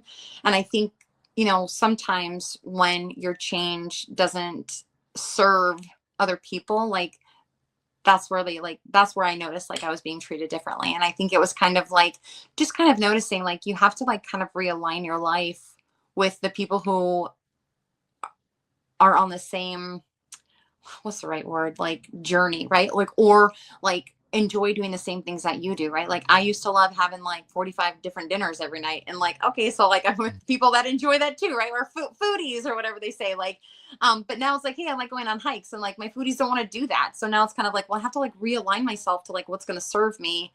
And so it kind of gets like frictiony, right? But strangers, I feel like no, I feel exactly the same. I mean, like, I know this is silly, but like somebody like this group of kids drove by and they're like, you're fat. Like, I mean, this is like weeks ago. I'm like, oh, okay. Like, you should have seen me before. Like, oh my God. Like, so I don't think that like things have like changed, too much, but I do, I don't know. I don't, I want to say for me, no. I have noticed other people have had like experiences where they feel like they lost weight and people are like nicer to them, or, like for women, like men are more attracted to them. And I feel like unless I'm totally oblivious, I feel like I've kind of like stayed the same, Mm. stayed the same. So what about social media? Because there's a lot, it's a cesspool of garbage on there. Did you get a lot of crap online? I did, especially during the show. I oh, so again, like thanks to editing. So we would be sitting there like filming for hours, like one segment. And so sometimes like if we're breaking, like I'm kind of like dazed out, like, and so my face constantly looked like, I guess, angry, or I don't know. It's just really me. I'm probably real tired or like zoned out. Um, but a lot of people were like, oh, I didn't want her to win. She was always like, she always looked so smug on her face. She always looked, like totally like like judging like how I looked based off of like clips on this like 20-second like shot. Or the Steve thing really got me a lot of crap. Like some people loved it, but some people are like, she's a bitch, like da da da da. But I got a lot of hate. I got a lot of people saying like, I can't believe her in that blonde hair, or like, there was comments about my arms, and like people didn't believe my arms were real because of how like distorted they were. I'm like, oh my God. And so there were times where like, there was like a trend. I'm not good at social media at all. So I'm like, well, let's see if I can try a trend. But there was a trend going on where it was like, they posted like mean things that like people had said about them. And like with this like song of like, or it was like this, like, I think it was like the Book of Mormon like show where they're like, that was rude. That was really fucking rude. And so like they posted all these like mean things people would say. And so I was going back there because I was like, oh, I could do that. Like I got a lot of mean ones. So I'm like going back there to like find all these like mean comments. And what I noticed and stopped me from doing the post is that like every time like these people would make these like rude ass comments, there was always like 2 or 3 specific people who I did not know, who would be like, you don't know that. She's amazing. She's so nice and kind. Like, and I was like, wow. Like, and it just kind of stopped me in my tracks because I'm like, why would I give attention to these like assholes, like over the people who I don't even know, like defending me in these comments over and over and over. And I'm like, this, like, it's not worth it. It's not worth my time.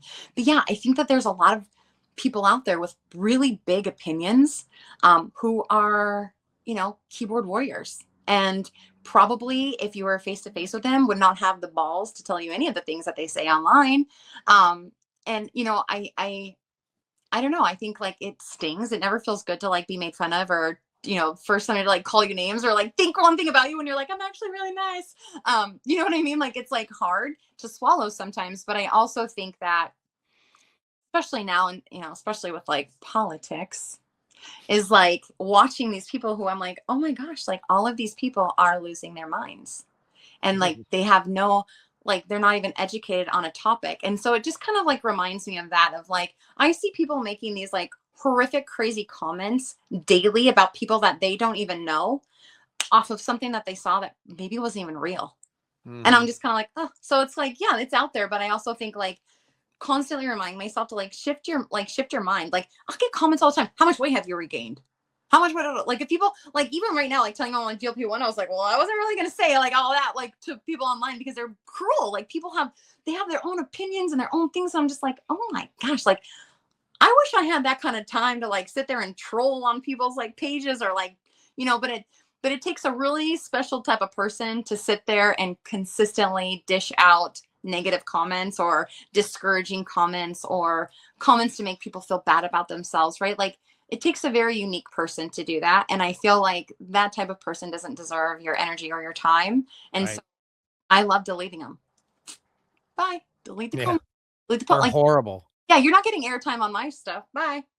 I'd have to care about your opinion for it to bother me. Yeah. Exactly. Does faith play any role in your journey? Yes, probably the biggest role ever. I love Jesus with all my heart. Actually last year we started doing a worship ride. So I teach indoor cycling, and one of the girls that I teach with, her name is Angel. Why am I forgetting her name? Her name is Angel. And I was, we'd talk to Jesus all the time. And I'm like, I really wanted to do like a worship ride where it's just worship music and we just get in there and just like ride and worship. And we were like kind of hesitant because we're like, does anybody show up? Like, does anybody show up?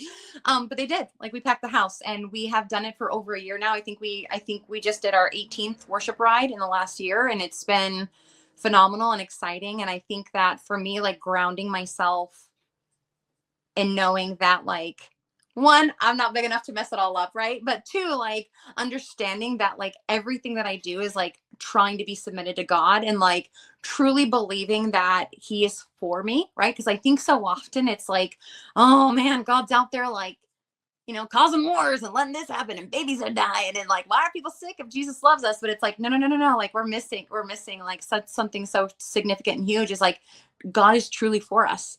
And I think that like, I read a verse last night. It's one that I'm sure everybody knows, even if they don't know God, but it's truly about, having faith the size of a mustard seed. And it's like, that's not really asking a lot of us. Like truly like, he's like, just this little bit. Right. And I feel like, Mhm. man, like, what could we do or what could we, it says like for faith the size of mustard seed, nothing is impossible for him. Right. I mean, the verse goes on depending on what Bible version you have, but right. So through prayer and fasting or, otherwise, and I mean, I think took that part out.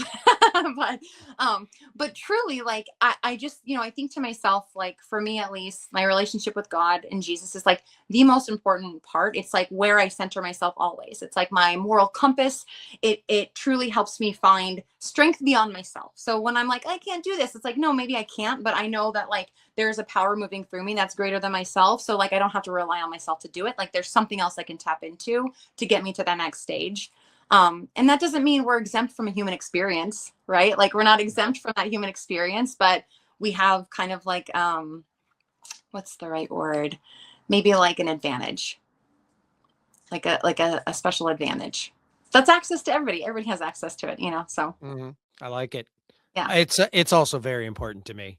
yeah. So, but Well, I good. think too I was gonna start leading you through a prayer right now, Joe.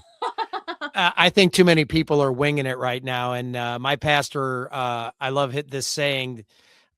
He always says, "When you swim in a toilet, don't be surprised when you come out smelling like crap."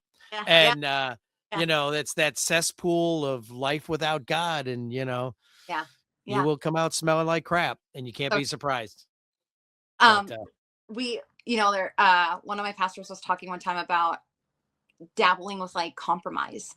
And he's like, here's this glass of water, you're super thirsty, and let me just put a little piece of turd in there. Like, you're gonna drink it? And you're like, no, there's a turd in there. It's like, okay, that's every time you compromise is what you're doing.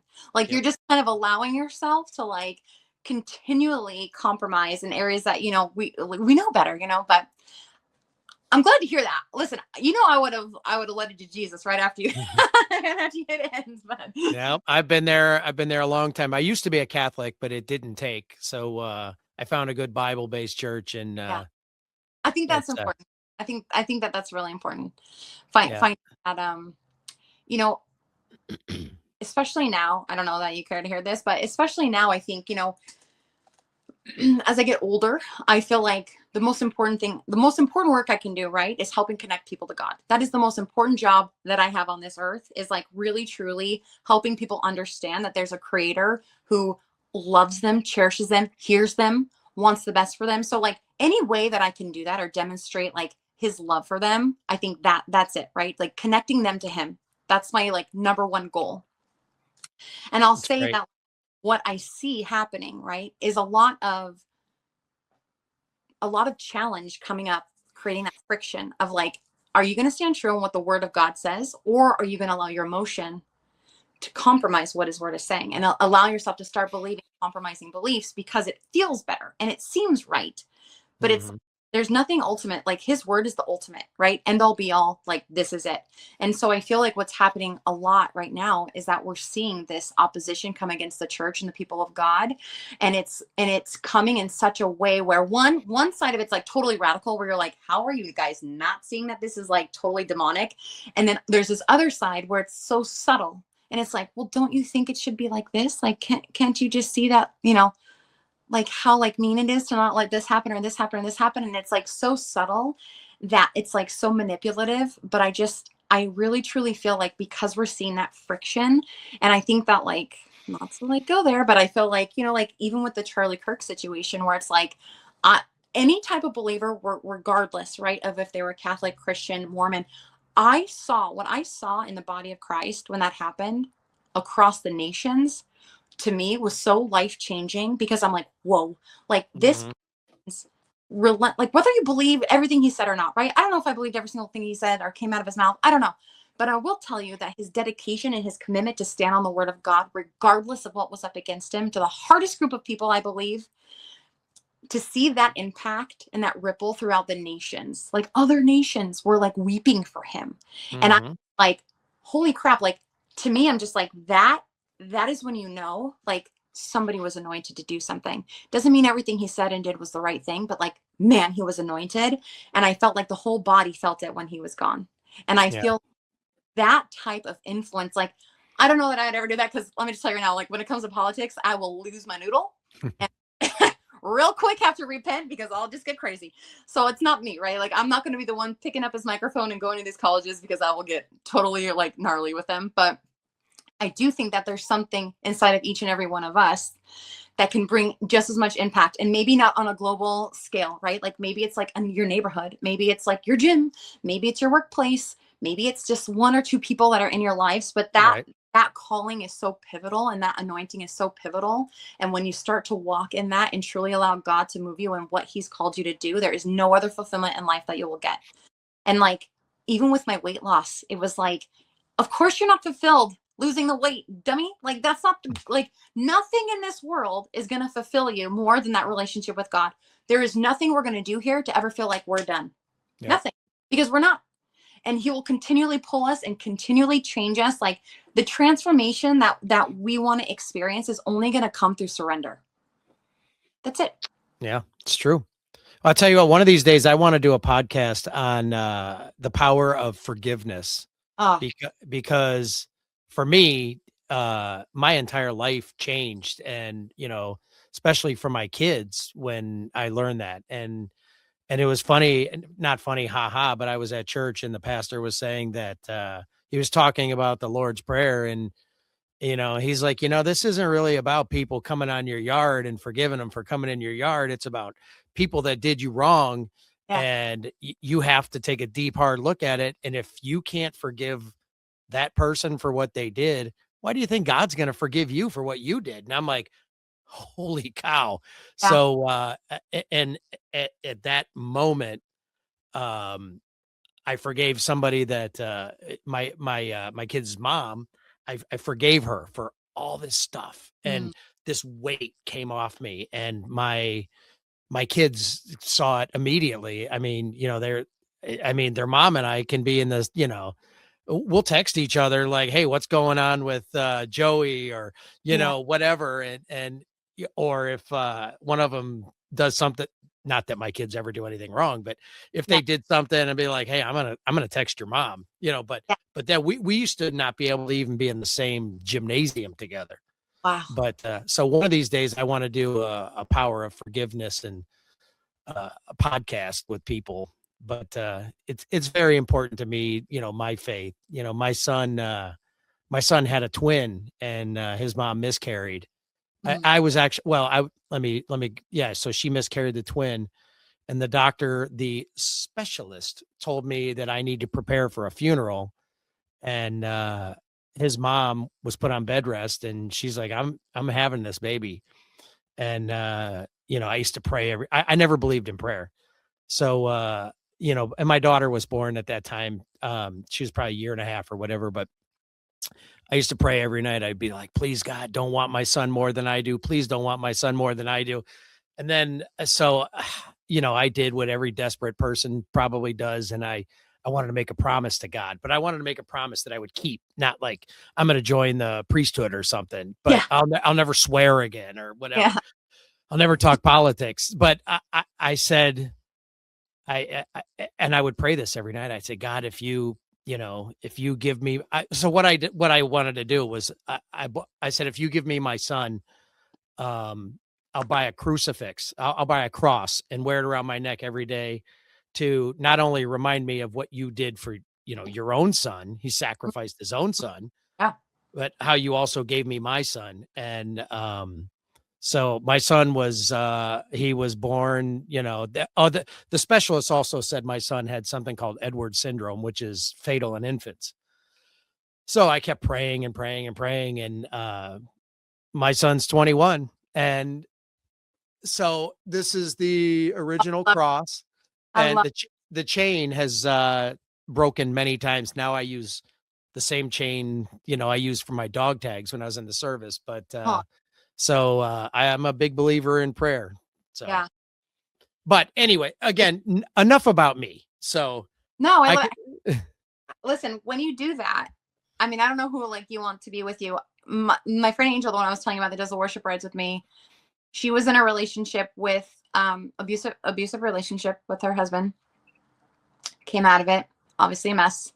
Her story is like, I'll let her share it with you one day, or unless you want me to give you bullet points. But she, her story on forgiveness of him is significant, and like the transformation that God did in her to allow that forgiveness to take place, and how the fact that like now they attend the same church together, or like, you know what I mean, like the co-parenting is happening, like all of that kind of stuff. But like that release and like how the Lord like healed her and allowed her that forgiveness, I feel like, you know, unforgiveness does a lot in our bodies as well. And I think one of the greatest gifts God's given us is that forgiveness. And I think like, I don't know, just hearing that story is like, that's very powerful, you know? Well, I love that I can literally, text my ex and be like, we did good. When my daughter graduated college, and like, we did good.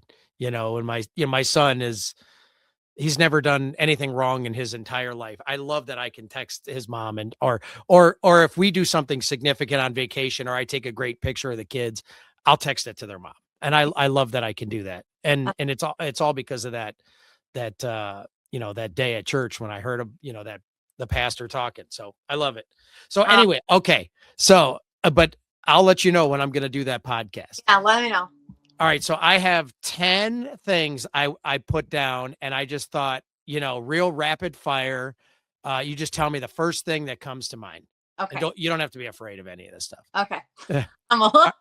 All right. Your You can be favorite perfect than I am. your favorite healthy meal. Ground turkey. Because Your- I'm basic and I'm not very good at cooking. Your favorite unhealthy splurge. Oh gosh, Taco Tuesday. Anything Del out of Taco. Oh yeah, Taco, Taco Bell, Del Taco, all of them. Yeah. Cardio or weights? For like preference, or like what's better for me? Whatever. Cardio, spin class. Spin class. Yeah. Early mornings or late nights? Early morning. Music during workouts? Heck, only way to do it. Yep. Hardest exercise ever? Burpees. I've never even Pull-ups. done probably one I of even these. go pull up or a push up actually. One word to describe The Biggest Loser. Transformational. One word to describe your current mindset. Transition. What's your biggest pet peeve? Oh. I almost said something so bad. You can do rapid fire. My biggest pet peeve is negativity. Your go-to motivational quote. It's hard to beat a person who never gives up. And a book that changed your life. Training Camp by John Gordon. Okay. That's it. That's it. Yeah. So what? The Bible, I should have said. I actually thought you would say that, but it's so cheesy, but it's true. What's one small step somebody could make today? Making a decision to change. I think everything lands on a decision, and the second is the action that you take towards that decision. What does winning look like outside a scale? Oh gosh, I don't think winning is on the scale ever. I think it's a tool, right? The scale is a tool. I think winning looks like you refusing to give up. So allowing yourself days that don't look as successful as the one before, but you still tried something or some effort was there. I think acknowledging that rest days are very important and allowing yourself to have them. I think success looks like you just not giving up, like continually trying, even if the effort is different on every single day. And so what's next for you? You going to be on any more TV shows, any movies, any books? I don't magazines. I want to write a book. I want to write a couple of books actually. What I would really love to do is I would love to help women who are facing physical challenges, like maybe self-esteem issues. I would love to help women. I have the 3 girls. I have my friend Melinda, my friend Angel. My friend Melinda's a CPA. Angel obviously is recruiting, but she's also been through a lot of trauma in her life that she's overcome. And I would really love to offer free programs for women who maybe are looking for advice, or maybe just like somebody, like a group of women to like combine with, who are aligned with, who are not ashamed to admit like their shortcomings and kind of like work through it together. Um, I would love to take our worship rides nationwide. So that's something that we're working on right now, is like, where can we go next to kind of do and offer these things for free, right? Like, I think like everything that I've been given, all the opportunity, the chances, the challenges, everything that I've been given has been for free. Like, God has brought that into my life. I have not had to pay, right? Other than like showing up and being disciplined, but I have not had to pay for anything. And so I truly want to deliver and like create a program where women can come together, men too, if they want, come together and take themselves from one place of being stuck into the level of freedom that they deserve. That sounds awesome. Yeah. So where can people follow your journey? They can follow me on social media at I am Hoffy, or they can, if they live in California and they're in the Ventura County area, they can come to my spin class at B2 Fitness. There you go. B2 Fitness. There's a shout out. Yeah. Thank you. Thank you. And well, hopefully my viewership gets up there where people are like, "Hey, I saw you online. I wanted to come here." So yeah, I'll repost whatever I can. I mean, sometimes, you know, people are watching, so I don't know how much they care about what I have to say, but we're here. We're here trying. Hey, I cared. That's why I reached out to you. I love it. Thank you so much. And I do appreciate it. I appreciate the conversation. Oh, I do too. So last question I have for you. What legacy do you want to leave? Oh, you know what? I want people to say like, hey, that girl followed Jesus. Like, after I die, I want people to, well, one, I want to go out like telling a joke. That would be like the ultimate, right? Like, I tell a joke, everybody laughs, and then I'm gone. But I also would truly, like, I want people to, when they think about me, to say like, oh, Megan would want me to go to church. Oh, Megan would want me to pray about this. Oh, Megan would want me to take this to the Lord. That's the legacy I want to leave. I think there's probably nothing of value that I could ever leave anybody except for the fact of letting them know that like Jesus loves them and like has an incredible plan for their life. That's a heck of a legacy to leave for somebody. And yeah, more people need to hear it. More people need to try it. Yeah, So I agree. it worked for me. I agree. I'm like, you want to feel freedom? There, I got one solution for you.